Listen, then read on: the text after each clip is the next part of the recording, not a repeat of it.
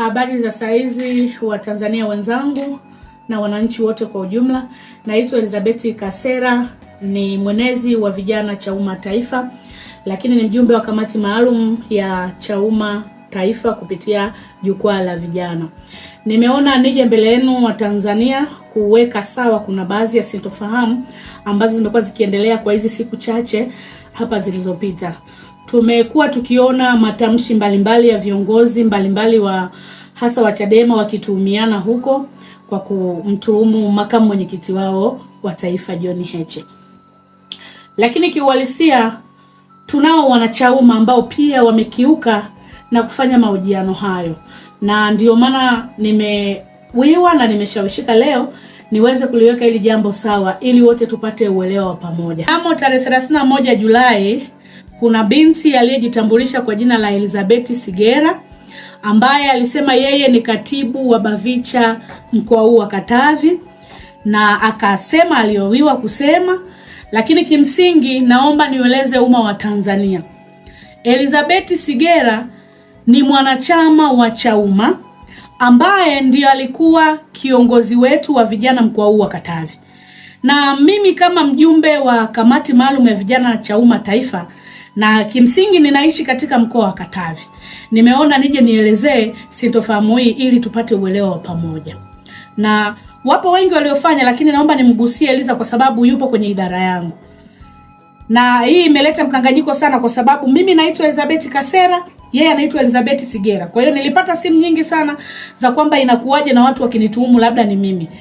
Elizabeth Sigera ameweza kukiuka tofauti na mienendo ya ndani ya chama.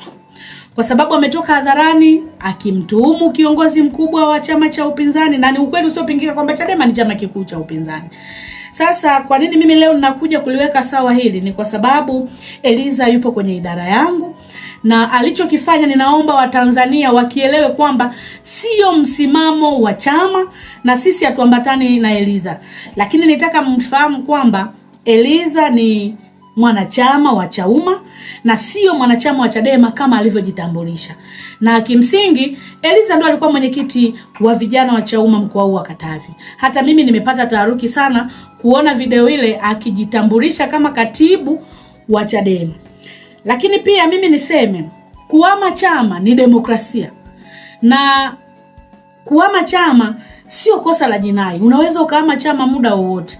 Kwa hiyo kama Eliza alikuwa ameshahama amerudi Chadema, sisi hatuwezi kujua kama alirudi na akapewa hicho cheo, hatuwezi kujua. Lakini kimsingi siwezi nikakataa kwamba simfahamu Eliza. Eliza namfahamu na ni kiongozi wetu wa vijana, na ninashangazwa sana na matamshi yake aliyoyafanya au mahojiano yake aliyoyafanya akijitambulisha kwamba ni katibu wa Bavicha mkoa wa Katavi. Na labda tu niwaambie sio Eliza peke yake. Wapo wengi waliofanya press ambao ni wanachama wetu wa Chauma, na hili jambo mimi siwezi nikalikalia kimya. Tumeona kule Katavi kwa maana ya Inyonga kuna mzee mmoja anajiita Mwamba Kalala amefanya mahojiano hayo, lakini yupo mwingine anaitwa Pasco Antoni yuko jimbo la Nsimbo, naye amefanya mahojiano na waandishi wa habari akijinasabu kwamba ni mwanachama wa Chadema, ili hali hawa watu ni wanachama wetu wa Chauma. Kwa hiyo sasa maazimio ya pamoja kama vijana wa mkoa wa Katavi ambao tuko chama cha Chauma ni kwamba Eliza ametukosea sana kama kiongozi mwenzetu, na niseme tu wazi kwamba nini tumefanya mpaka sasa ni kwamba lazima nafasi yake ya uongozi imekoma kuanzia leo. Lakini pia Eliza si mwanachama wetu kuanzia sasa, kwa sababu mwanachama anapojitambulisha kwamba yeye ni mwanachama wa chama fulani, pale ndipo ukomo wa chama chake kingine alichokuwa nacho. Kwa mfano mimi nilikuwa mwana Chadema na nilifanya press ya kuondoka Chadema kuhamia Chauma, pale ndipo wanachama wangu ulipokoma rasmi. Kwa hiyo hata Eliza kwa sasa si mwanachama wa Chauma tena, na mimi niungane na hatua zozote ambazo zitachukuliwa juu yao. Kama watawapeleka mahakamani, kama watafanya nini, mimi niseme ninabariki hatua hizo na zikawe mfano kwa wengine ambao wanachafua taasisi, kwa sababu makosa ya mtu mmoja hayawezi kutufanya tuchafuke sisi wote. Wengine wanasema samaki mmoja akioza ni wote. Siku hizi hatuozeshi wote, tunamtoa aliyeharibika, tunaendelea na safari. Kwa hiyo Kila mtu awajibishwe kwa kiwango cha ujinga wake aliofanya. Makosa yamefanywa na Eliza, awajibishwe Eliza bila kubebeshwa lawama taasisi anayotoka, kwa sababu hao watu wengine wameendekeza njaa. Unajua njaa ikitoka tumboni kapanda kichwani ni mbaya sana ndugu. Ukiwa maskini hauna chaguo ndio maana sometimes unakuta umaskini unazalisha hata uchawa. Ni umaskini. Wakati mwingine sisi hapa unakuta watu kama unafahamu afande, unajua misimamo yake, lakini mbona leo yuko sehemu hii anafanya nini pale? Huyu mbona ataza kichawa huyu? Ni umaskini. Kwa umaskini ni kitu kibaya sana, kinadhalilisha sana. Sasa hii nimeizungumza nikinasibisha na mambo yanaendelea sasa hivi, kipindi ambacho tunafahamu Afrika sana sana, sio dunia, tuelekea Afrika sana sana.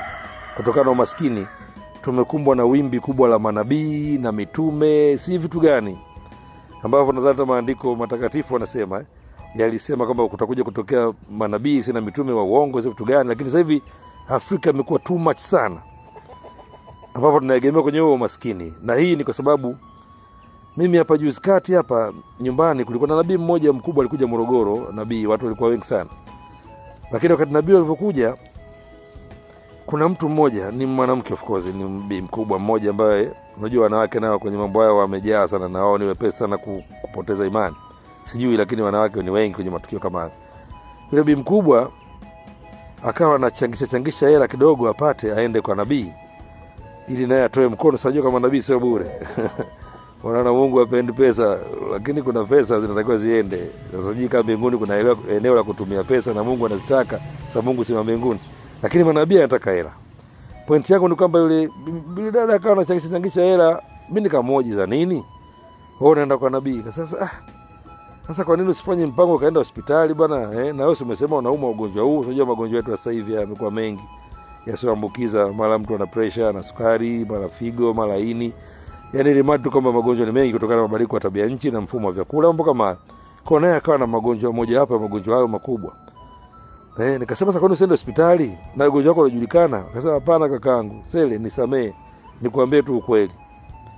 Mimi sio mjinga kuona kama nakwenda kwa nabii, na usione kila anayekwenda kwa wale manabii ni mjinga kwa sababu ana shida zake, hapana. Akasema ndio maskini. Mfano mimi hapa nimekwenda hospitali, nimepima, nimeonekana hivi na hivi na hivi, lakini gharama za matibabu yangu ni zaidi ya milioni 3 kwenda juu, ndio nitakuwa niko sawa. Mimi nitakuwa nitapata matibabu. Sasa mimi unavyonijua kakaangu, milioni 3 naipata wapi? Na familia yangu naifahamu, hata milioni 1 mimi ningeipata wapi? Ndio maana leo napambana angalau nipate matumaini tu kule.